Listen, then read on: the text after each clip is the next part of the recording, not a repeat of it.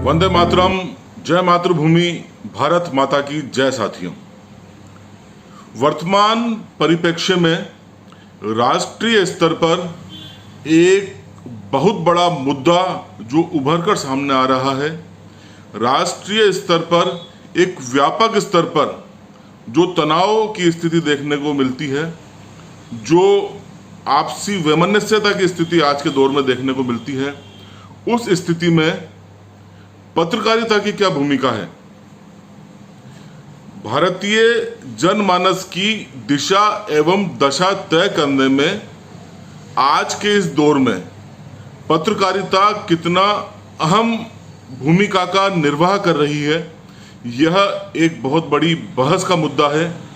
जहां तक गोदी मीडिया का सवाल है, निश्चित रूप से समाचार पत्रों को भले ही आंशिक रूप से सम्मिलित किया जाए, लेकिन न्यूज़ चैनल, टीवी पर दिखाए जाने वाले जितने भी समाचार चैनल हैं, उनकी क्या भूमिका है।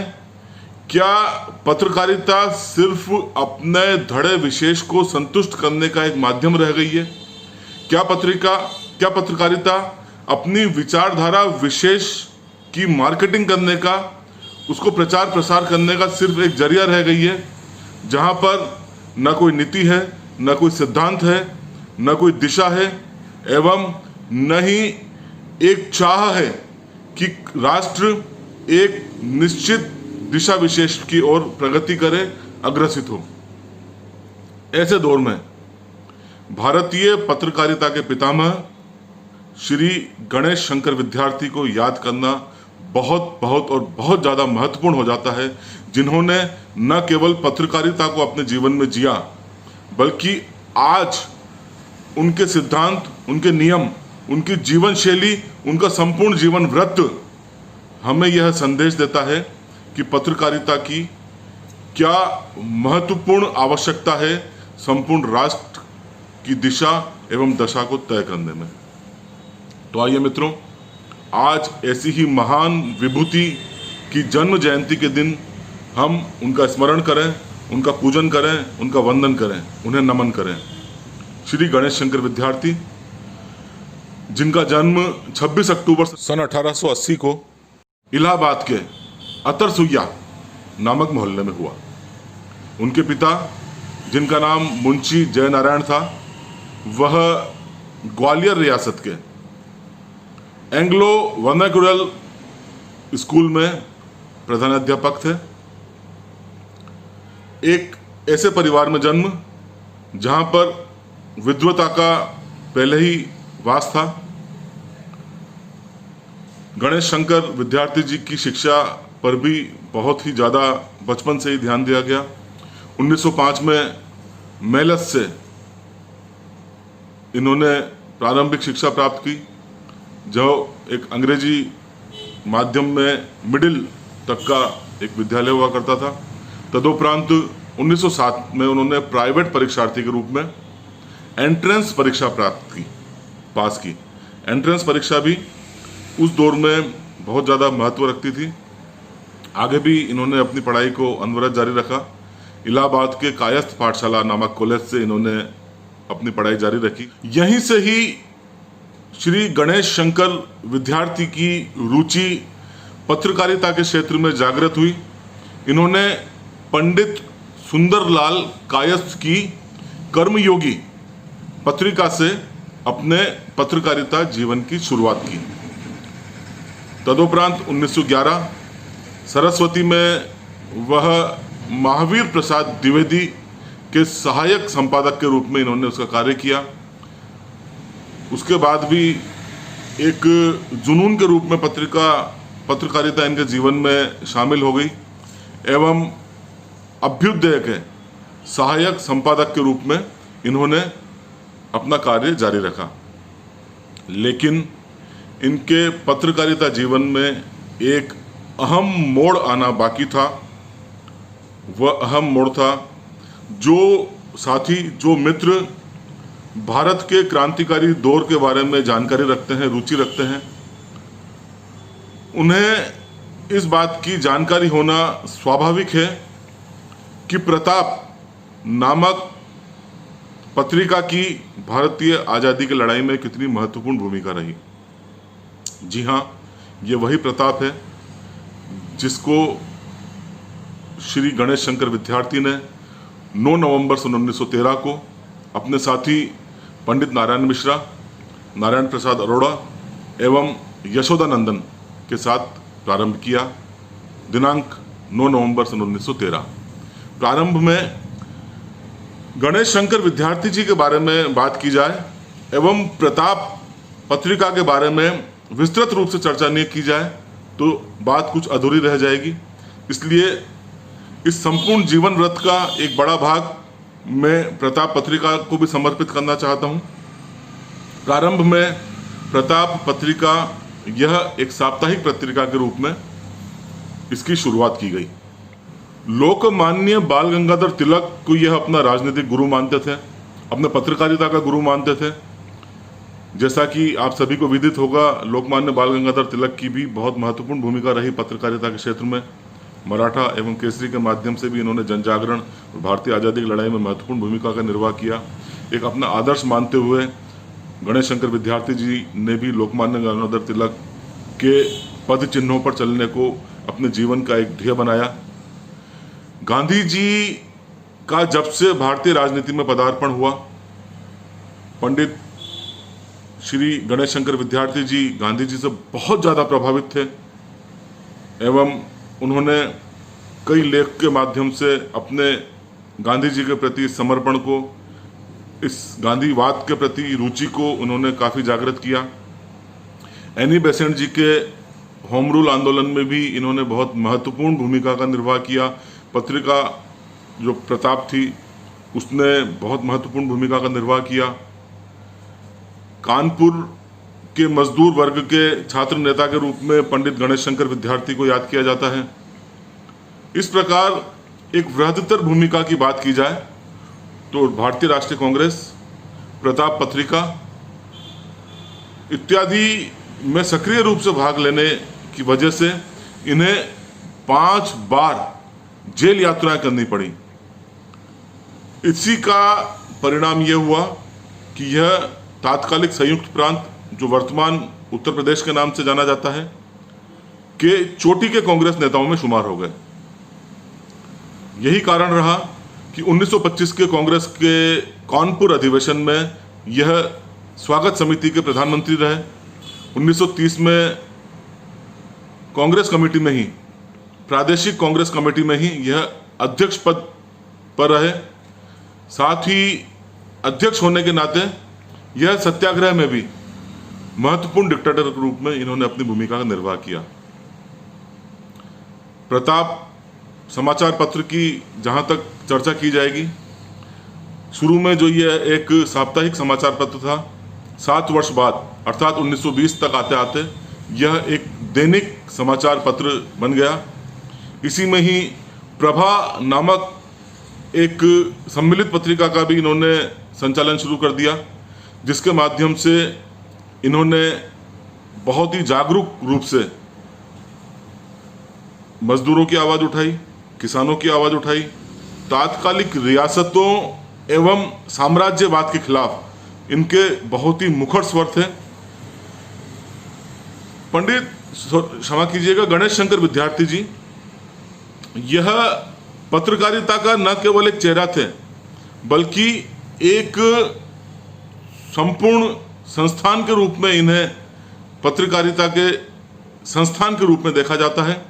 पंडित रामवृक्ष बेनीपुरी, माखनलाल चतुर्वेदी, बालकृष्ण शर्मा जैसे महत्वपूर्ण पत्रकारिता के नाम, साहित्य के जो नाम हैं, वह इनसे प्रेरित होकर ही, साहित्य कहें चाहे पत्रकारिता कहें, उनके एक शीर्षस्थ नामों के रूप में उन्हें याद किया जाता है।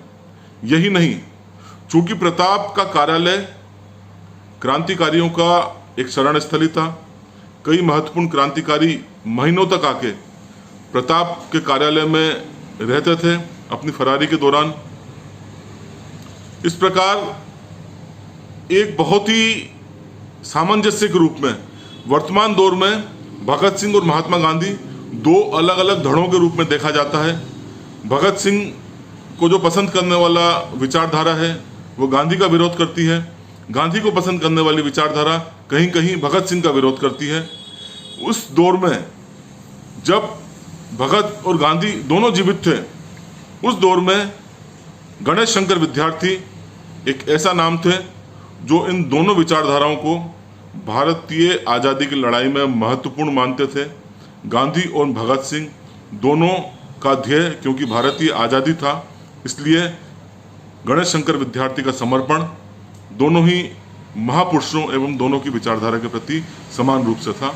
यही कारण था जहां उन्होंने गांधीवादी विचारों को प्रश्रय दिया अपनी पत्रकारिता में, अपनी पत्रिका में, वहीं भगत सिंह एवं उनके साथी क्रांतिकारियों को भी पूर्ण तरह से न केवल प्रताप पत्रिका में लेख के माध्यम से, जन जागृति के माध्यम से, बल्कि सक्रिय रूप में एक क्रांतिकारी के रूप में गणेश शंकर विद्यार्थी ने भगत सिंह एवं तमाम क्रांतिकारियों के सहयोगी साथी के रूप में भी एक महत्वपूर्ण अपना निर्वाह किया।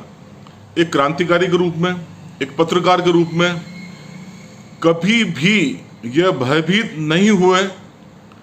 कई जेल यात्राओं का इन्होंने सामना किया, कई बार इन्होंने अंग्रेजों की यातनाएं सही।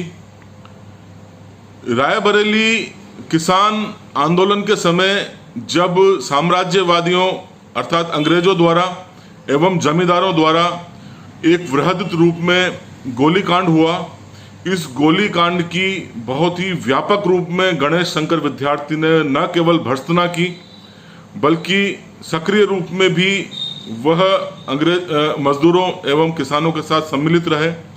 एवं प्रताप पत्रिका में इन्होंने लेख छापा जिसमें डायर ओ डायर, यह घटना नहीं, यह दूसरा जलियांवाला बाग है नामक लेख के माध्यम से मुखर रूप से इन्होंने उस घटना का विरोध किया।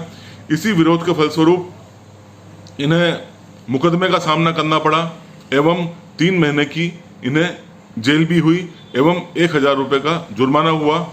इसी मुकदमे में इनके पक्ष में 50 गवाहों ने गवाही दी, जिसमें पंडित मोतीलाल नेहरू, पंडित जवाहरलाल नेहरू एवं श्री कृष्ण मेहता जी महत्वपूर्ण थे।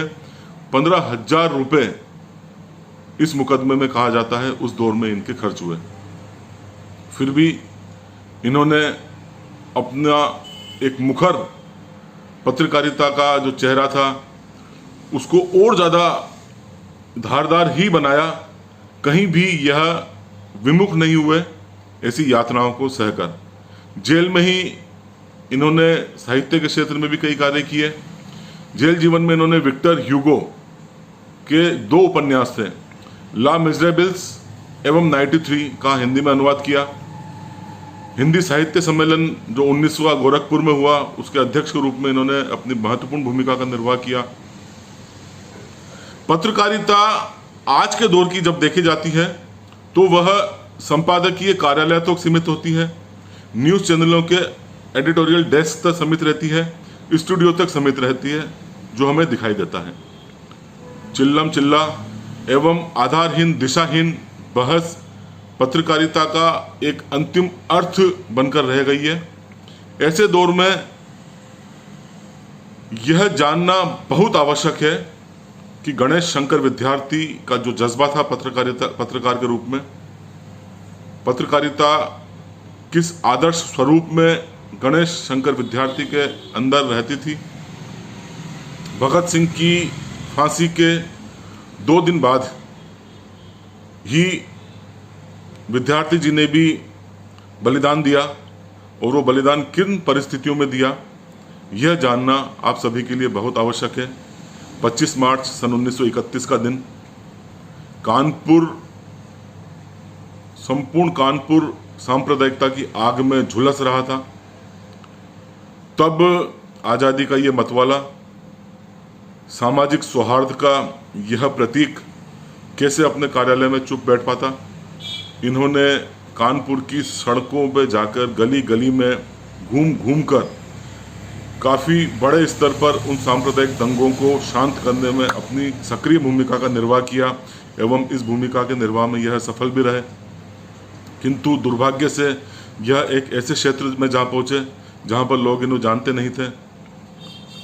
सांप्रदायिकता के जहर से बहुत ज़्यादा कुंठित लोग उनका सामना हुआ एवं वहीं पर इनकी हत्या कर दी गई भीड़ द्वारा।